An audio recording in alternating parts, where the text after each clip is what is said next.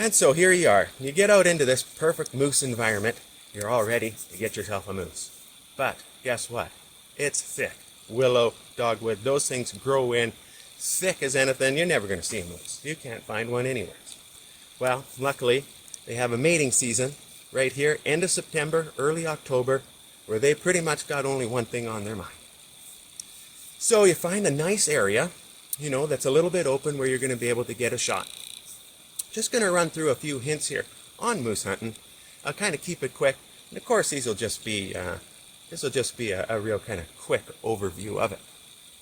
So you want to find a nice area where it's open, like I say, and you have some good moose cover, perhaps to both sides of your open area in front. Believe it or not, you're looking for a wind direction coming into the field ahead of you. When you make your calls, the moose from each side area are going to be tempted to come out into the open area to try and get a line of sight on you. When they can't do that, because of course you're hidden, they're going to want to continue forward to reach that area where the wind is blowing to try and scent you. They want to come in scent-wise. Even if you're a female or a male moose, they're going to want to come in, whether you're cow or bull, they want to come in downwind of you. So this gives you an opportunity to draw in from the sides out into the open and have a chance to take your shot. So, how do we get them to that point though? Of course, they're off hiding in the thick bush. Can't see them anywhere. One way you can do is by doing a cow call. Now a cow makes a real distinctive call, and it's one that you don't need any kind of special materials to do. You can actually do this call just with your own voice. I'm going to attempt to show you what it's like right now.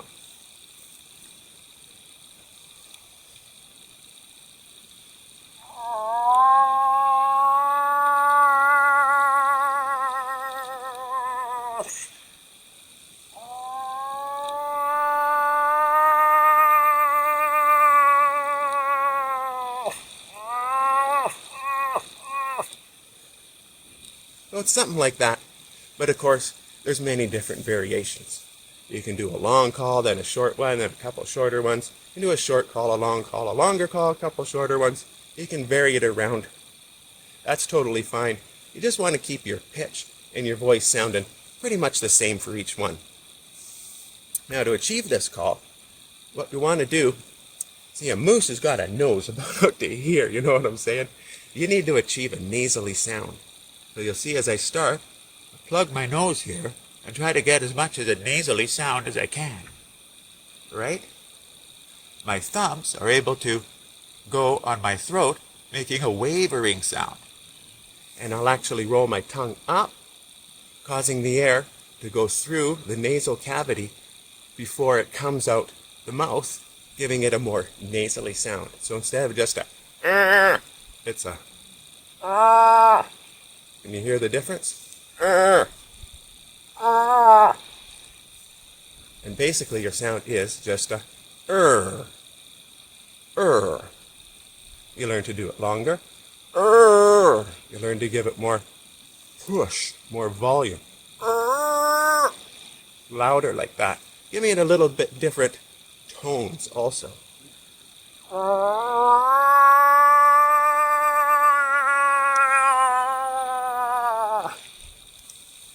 This will just come through practice. And of course, when you get out in the field and you actually hear a cow moose doing that call, it becomes much easier because you can just imitate what you hear. But it's not that difficult. A bull moose will reply in this way, a very low bass grunt.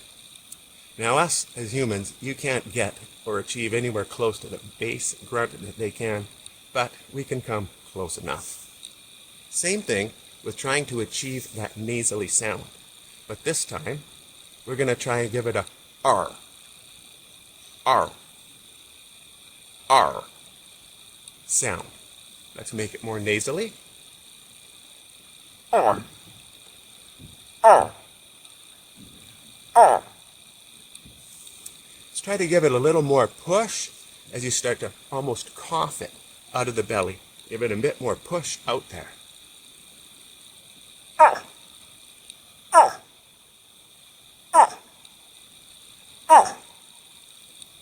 Much louder, much more distance out of that, right? You can do these calls. I usually will start out with cow calls.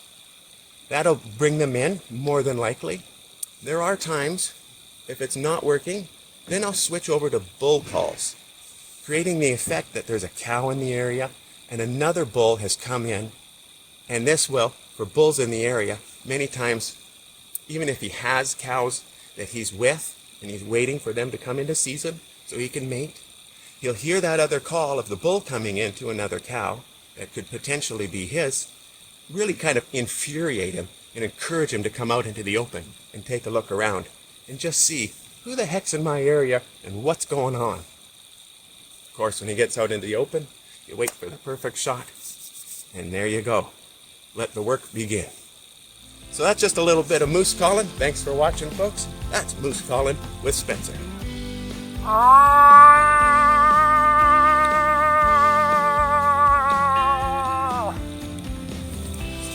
Hi there folks, Spencer Rempel, the Moose Whisperer here. Thanks for watching. I made that video a few years ago when I was a hunting guide in the coastal mountains of BC. What a beautiful area that was. And I'm gonna be going back, so don't worry, there's more video and more great footage to come. Folks, I need you to like, subscribe, and share. Let's get the word out there. I want to tell more stories, more how-tos, more reviews. This is going to be a great channel for all you hunters and outdoorsmen out there. So like I said, don't forget, hit that subscribe button down below. Help a fellow hunter out, would ya? Thanks for watching.